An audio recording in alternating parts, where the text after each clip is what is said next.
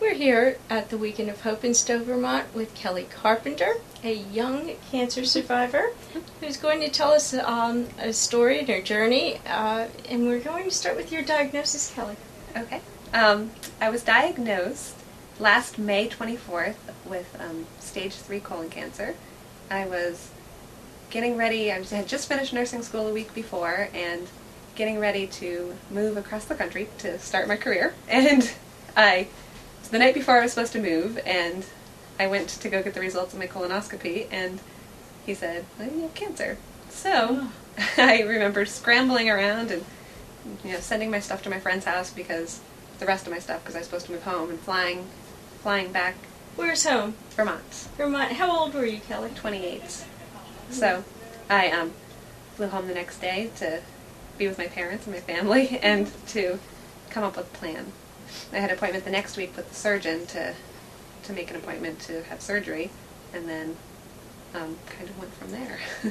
Wow. And you're here with us at the Weekend of Hope. Are you part of a support group, and how did you come to that, if you are? Mm-hmm. Well, after I was diagnosed, I had surgery down in Baltimore where I had been living, and then I moved back to Vermont and did my chemotherapy. I had 6 months of chemotherapy here in Burlington, and during that time, it was funny because I didn't want to reach out. I had a great support system of family, of friends, I couldn't have asked for anything more, and that was one of the things I was so impressed with when I was diagnosed, is all these people came out of the woodwork, and I just realized how lucky I was. But during that time, I think it was halfway through my treatment, my 6th treatment. I had treatment every other week.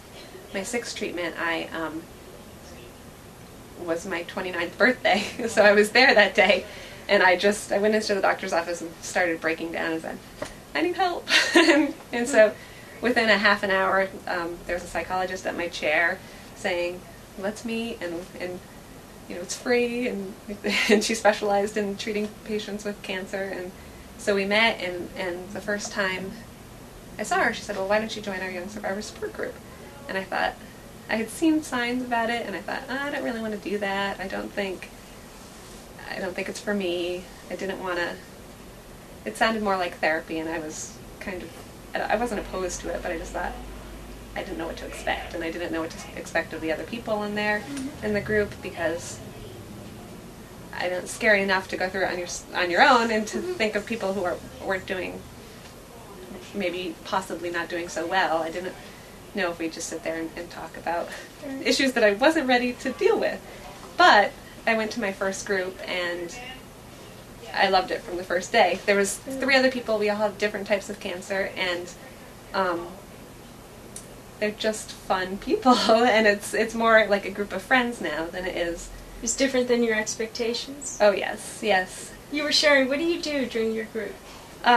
We meet twice a month, every other week, and one of those times is we meet at the hospital and sit and talk. And I was saying that we've become good friends, that we just sit and talk, and we usually run overtime because there's so many experiences that we have to share, and sometimes it's about cancer, sometimes it's about life in general. But we have fun together, and we truly like each other, so it's good. And then the other time during the month, we do something fun. Like one time we went and made wooden bowls at a woodworking shop, or we go to the movies and to dinner, or we come here for the weekend and stay. Here being Vermont Weekend of Hope, is this the first year, or have you been here other years this weekend? This is my first year here. And are you encouraging other youth to attend? I would love to have other youth here. It's hard to find other youth in Vermont sometimes. There's only 4 people in our support group right now, and I think that, and they're all coming, but I think that cancer's a scary thing, so it's hard to want to reach out and be with other people because it's scary.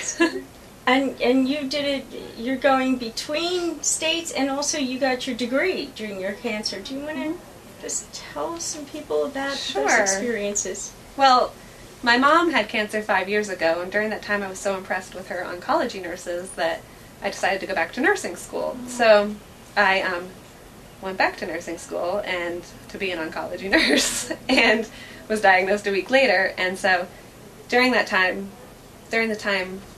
after surgery, before chemo started, I had decided I wasn't going to stop my life because I don't want to give in to cancer, because it's just, I didn't want it to have that power over me. So I took my boards and I started working, and I worked part-time through chemo as an oncology nurse, and now I'm going back to working full-time. Studying and doing all you did alone, facing cancer all alone, separate, they're both so hard, and you managed to combine them and have this bright smile on your face and inspire others. So, it can be done. It can be done. It can be done. It can be.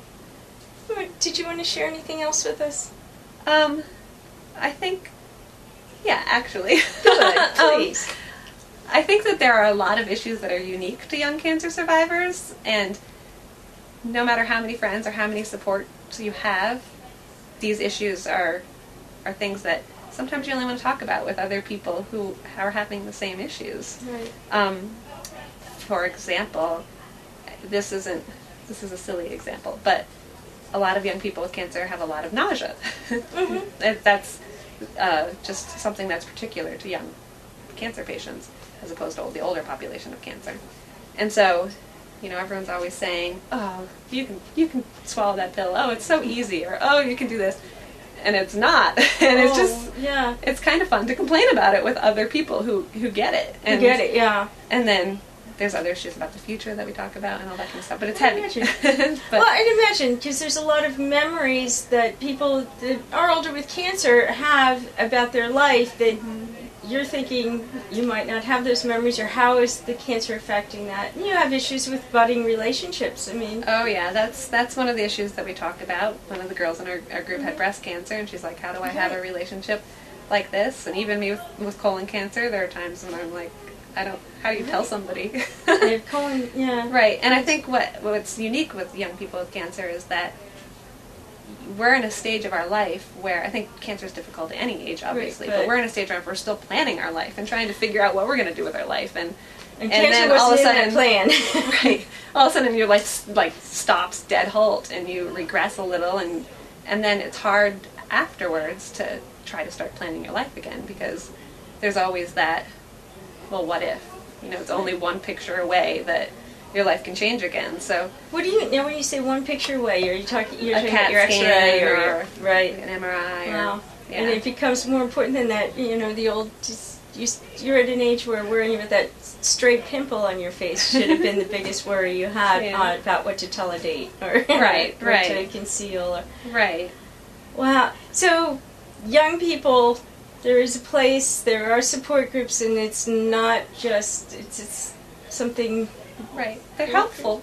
They're helpful. They are helpful. So glad you're here this weekend. I am very excited to be here this weekend. We're glad to have you, Kelly. So much here at the Weekend of Hope. Young people, it's for you too. It's actually, maybe, as much as we don't want to see more young people with cancer, we do want to see people that are dealing with cancer find the support they need, and this is a good place.